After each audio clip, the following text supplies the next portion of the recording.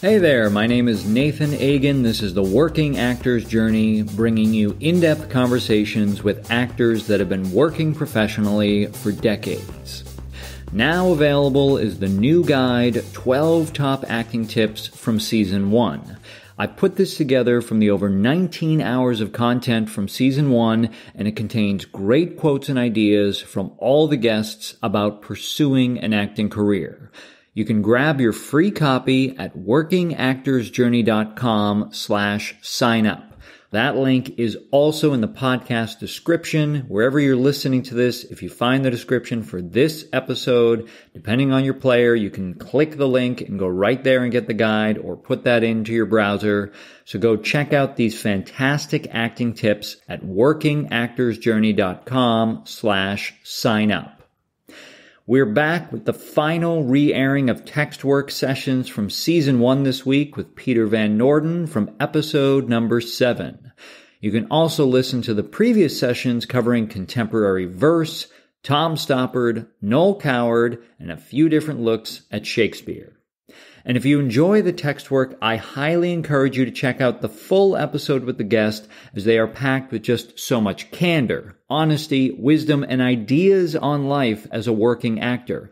They are fantastic conversations. Today, Peter will be talking about a speech from Harold Pinter's play, The Hothouse, which Peter appeared in earlier this year, and it happened to be directed by Nikki Dukas from episode number 6, and if you were listening, the text work session on contemporary verse.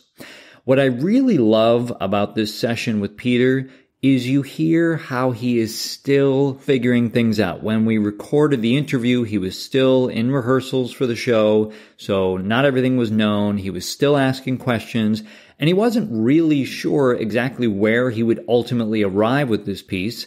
And what I think is great is we are along for that journey of discovery of what is this piece going to become.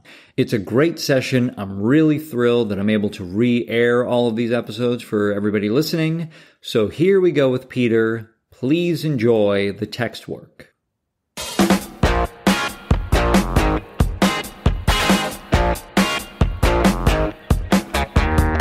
Oh, by the way, did you come up with any kind of text or anything that you'd be able to share how you kind of approach it?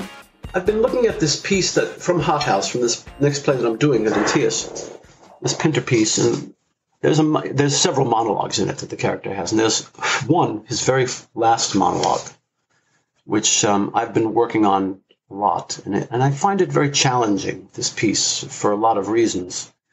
I think there's something maybe to be learned from that, as I'm learning from it, because I'm not really sure where I'm going to end up with it myself.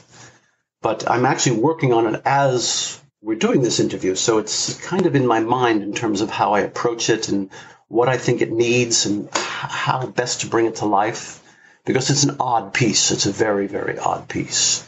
So I'm happy to go through that with you, or part of it. Yeah, sure. Something. Whatever you'd like to share. So this is a character. I mean, it's a Pinter play that almost nobody knows, The Hothouse. He wrote it in 1958, right after he wrote Birthday Party. Birthday Party, of course, was a huge flop when it first opened, and so he thought, well, I guess I'm not a very good playwright, and he took The Hothouse and stuck it in a drawer, pulled it out again in 1980, and said, yeah, this is a pretty good play. I think I'll produce it. So he produced it again in 1980, and I think it's a really interesting play. It's dark. It's dark and very funny. Very, very crazy funny. I call it a cross between Pinter and Orton and Stoppard. That's kind of the British tone to it that's dark and funny. And this character is the head of an asylum. We don't quite know what kind of asylum it is. We assume it's a mental institution. He's been the head of it for quite some time, and he is in the early stages of dementia. And he can't remember anything. He's having trouble remembering who the patients are, or what patients he's seen, or what patients have been treated, or what's happening in the asylum itself. And the play is a sort of a study of British bureaucracy and the failures of the state institutions in Britain at the time. And his last speech, his girlfriend in the piece, who realizes that he's really starting to lose it, she sort of, in a very odd way, challenges him. He's supposed to give a Christmas address to the staff. to the staff, and to the patients. He's supposed to give his yearly Christmas address. And she challenges him. He's been shying away from making it because in his heart of hearts, he thinks he probably can't do it. He probably will get lost in the middle of it in his dementia. So he's been terrified of doing it. And she puts a lot of pressure on him towards the end of the play to say, you better show me that you can do this. You better show me that you can step up and be a man. Or, this relationship is over.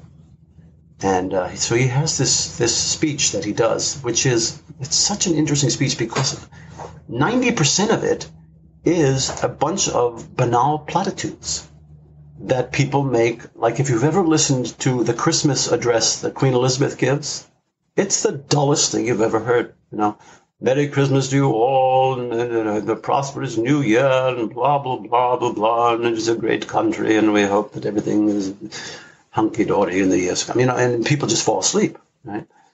And this speech is filled with those platitudes, but underneath that is this desperate man who's trying to regain some sense of his worth, trying to prove to this girl who's in the room with him that he can do it, and at the same time do this sort of successful platitude-ridden speech to people of the Hothouse.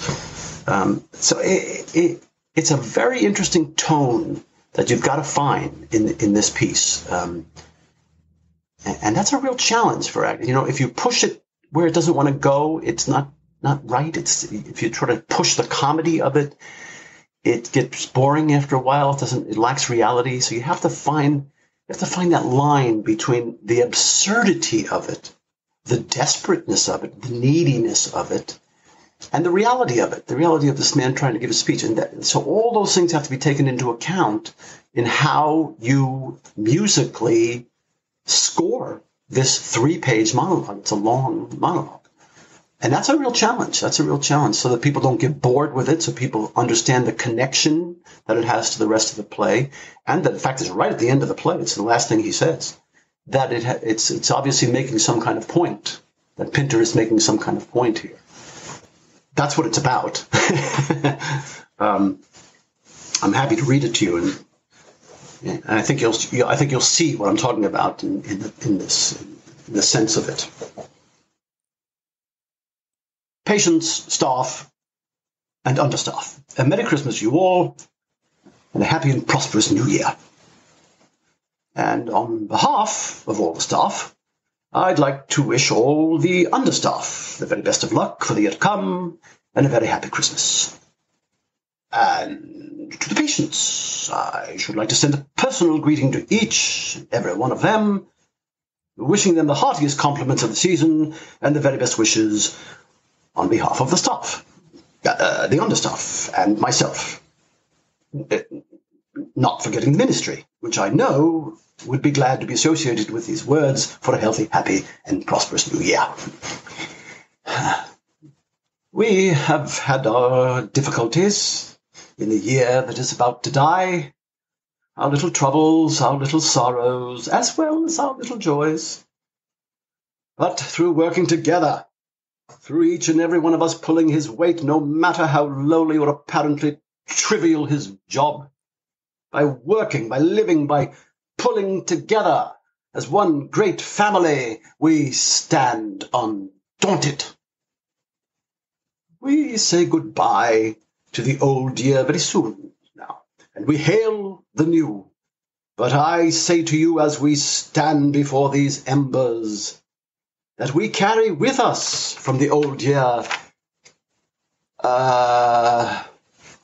things which will stand us in good stead in the new, and we are not daunted.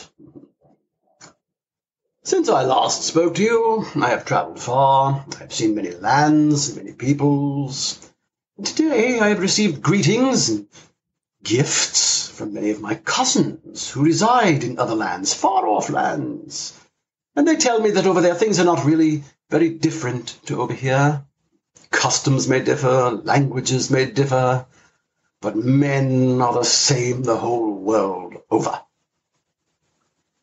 Some of you, sitting at your loudspeakers tonight, may sometimes find yourselves wondering whether the little daily hardships, the little daily disappointments, the trials and tribulations which seem continually to dog you are, in the end, worth it.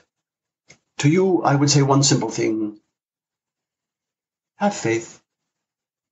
Yes, I think if I were asked to convey to you a special message this Christmas, it would be that. Have faith. Remember that you are not alone, and that we here, for example, in this, our home, are inextricably related one to another, the staff to the understaff to the patients to the staff. Remember this as you sit by your fires with your families who have come from near and from far to share this day with you. And may you be content. And that's how the play ends. Wow. Actually, it doesn't end there. It ends with the one tiny little scene after. Sure. Well, it is fascinating as I think back to what you were saying earlier, finding the human being in there. Yeah. And it's also, this may sound a bit like a backhanded compliment, but there's also a bit of comfort in knowing that someone like you is still challenged by these pieces. Oh gosh, yes. Oh boy, am I ever? I mean, I always say to people, this is, my advice to young actors: you measure your career by what you say no to. When you're 20 years old, you say no to nothing. You do everything you possibly can. When you're 67 years old, like I am, I say no to a lot of things. I just don't have the time or the need to do certain things that people ask me to do. I just can't do it. Right? And I don't want to do it. But you measure the growth of your career by what you say no to. And so for me, at my age, it's always about the character. It's about the role.